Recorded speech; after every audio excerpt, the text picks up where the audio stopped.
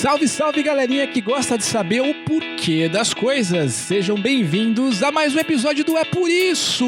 Eu sou o Samuel Leite e se você, meu amiguinho e minha amiguinha, já se perguntou e se alguma coisa fosse diferente do que ela realmente é, se você já buscou explicações e por que as coisas funcionam como são, então esse, meu caro, minha cara, é o podcast feito especialmente para você. No nosso É Por Isso de hoje, ele foi inspirado no IC do episódio 8. Tio Gui, magia da edição pra gente lembrar desse momento muito especial do IC Podcast. E se a geladeira fosse quente? E pra explicar, vejam vocês, por que as geladeiras não são quentes, eu estou aqui com Altair de Souza, que ele é psicólogo, estatístico, cientista PhD e é também lá do podcast muito especial Naruhodo e do canal do YouTube também tão especial quanto Cientística. Seja bem-vindo, tio Altair. Obrigado, senhores e senhoritas. Espero poder responder a pergunta de vocês. Vamos lá, hoje temos perguntas sensacionais. Primeiro eu queria, tio Altair, que você explicasse para os nossos ouvintes como é que a gente conserva as comidas para elas estarem sempre frescas e prontas para comer. Então, vocês estão muito acostumados a sempre ver uma geladeira em toda casa. Isso não existe desde sempre. Só para mostrar, né? As primeiras formas da gente conservar alimentos em casa por um aparelho surgiram em 1854. Parece que é muito tempo, são 130 anos, mas não é tanto tempo assim, contando a nossa história como sociedade, né? É verdade. Então, a maior parte da nossa vida, a gente conservava alimentos sem o uso de aparelhos. As formas mais simples, assim, mais comuns de conservar alimentos, utilizando sal, salgando os alimentos, porque o sal, ele retira a água dos alimentos e aí diminui a probabilidade desses alimentos proliferarem bactérias. Em todos os locais, todos os alimentos, sempre tem bactérias, fungos, esporos de fungo, essas coisas. A questão não é a gente produzir alimentos sem eles, é impedir que eles se proliferem muito. Então você salgar os alimentos é uma forma de reduzir isso. Outras sociedades mais antigas, em locais muito frios, eles enterravam a comida na neve, que é uma forma primitiva de geladeira, né?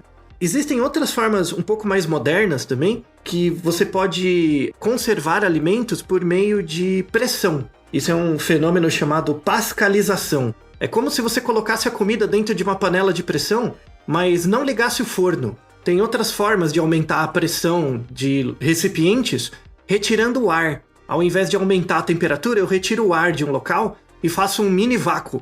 Esse mini vácuo aumenta a pressão sobre os alimentos e impede a proliferação de bactérias e fungos e outras coisas. Tem outras formas também de preservar alimentos, que é com luz ultravioleta, por exemplo.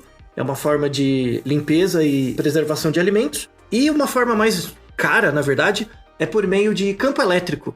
Você coloca um pedaço de alimento dentro de um campo elétrico. Ele também ajuda a preservar alimentos, mas ele não é eficiente contra esporos de fungo, só contra bactérias. Então essas são todas as formas que temos para preservar alimentos sem precisar de geladeiras.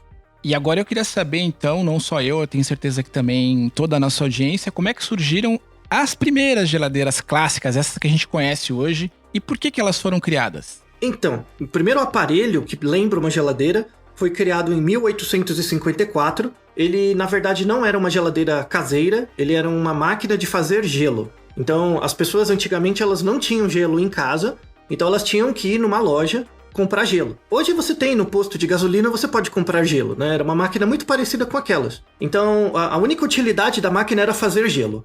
Você não tinha como conservar os alimentos em casa propriamente. A geladeira caseira surgiu só no século XX. Em 1913, você teve a primeira versão de uma máquina que podia ser alocada em casa sem gastar tanta energia e podia reduzir a temperatura dos alimentos. E a partir de 1920, a gente teve um componente muito importante da geladeira que foi não inventado, descoberto, que é o gás freon. E esse gás freon, utilizado como refrigerante, é bem mais barato do que o que era utilizado anteriormente, e isso tornou a geladeira muito mais popular, e é por isso que toda casa tem uma hoje.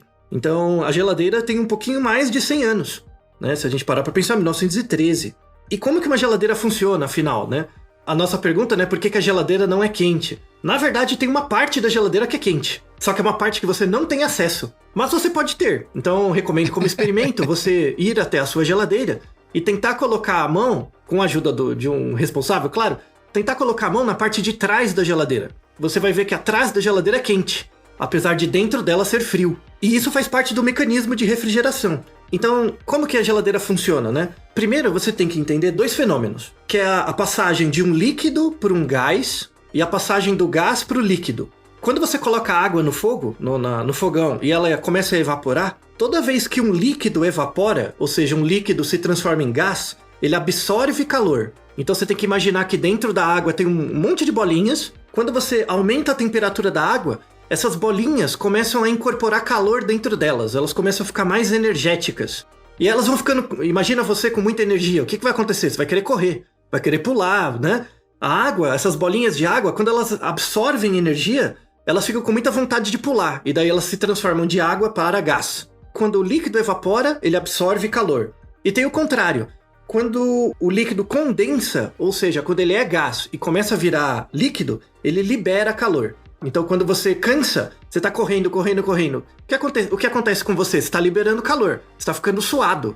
E aí chega uma hora que você cansa. Quando você cansa, você liberou todo o calor que você tinha, toda a energia, e aí você fica parado. Então, a água é igual a você. A água tem vontade de correr, de brincar igual a você.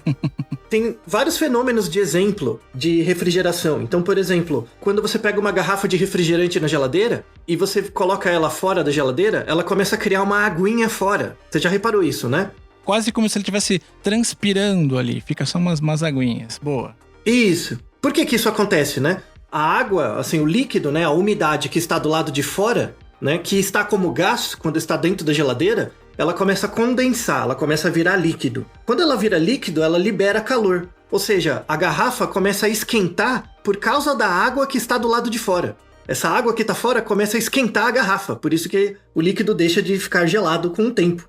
Quando você molha o seu braço, você começa a sentir frio. Por quê? Porque você tem calor. Quando você molha a mão, a água vai começar a evaporar.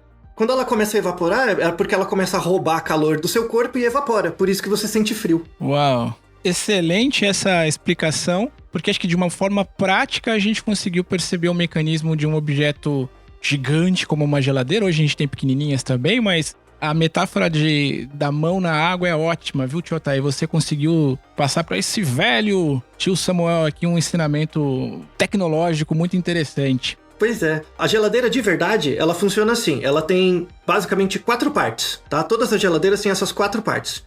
Elas têm um mecanismo que chama expansor, que é um aparelho que aumenta ou reduz a expansão de um líquido ou gás. Você tem tubos.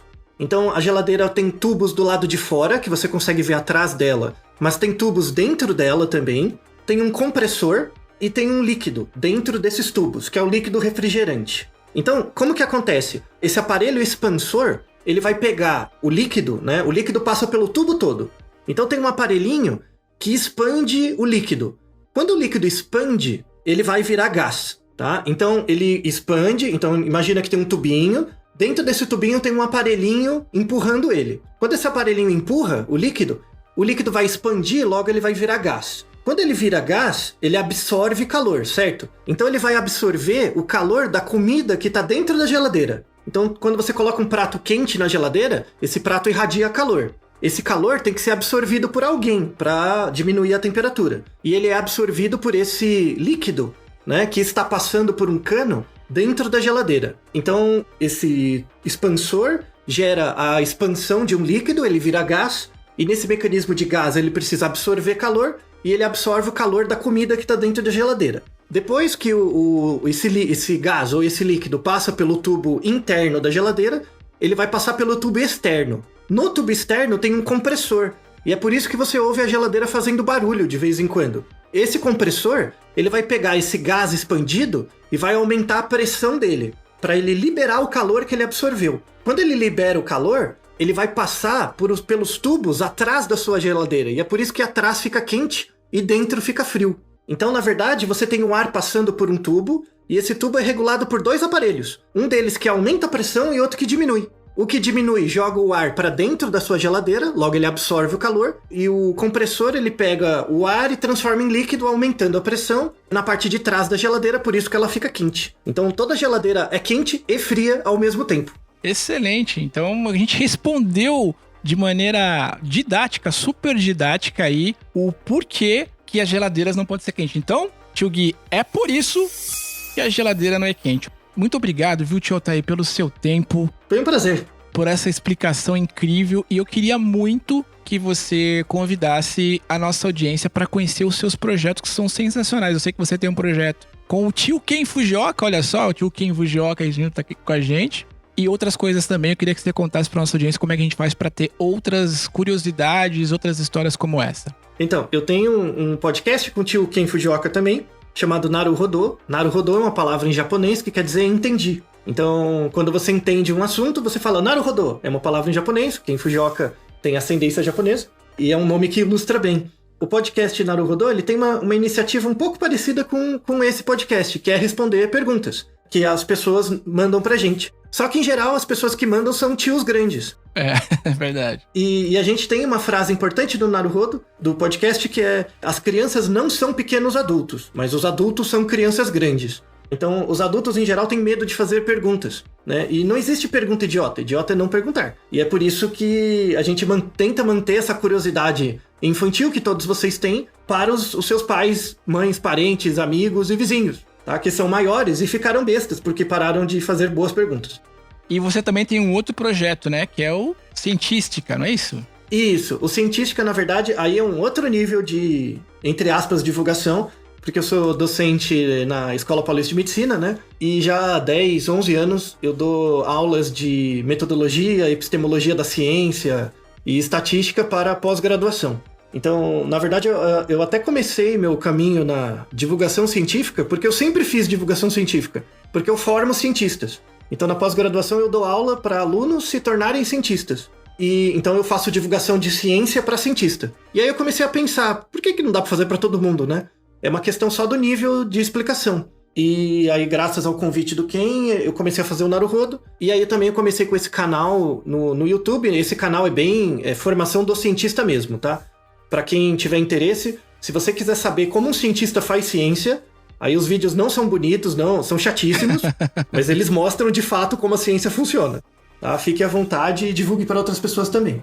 Muito legal. Bom, pessoal, então, muito obrigado mais uma vez, tio Altair, e a gente se encontra com a nossa audiência aí no próximo episódio do É Por Isso. Tchau, tchau, pessoal! Tchau!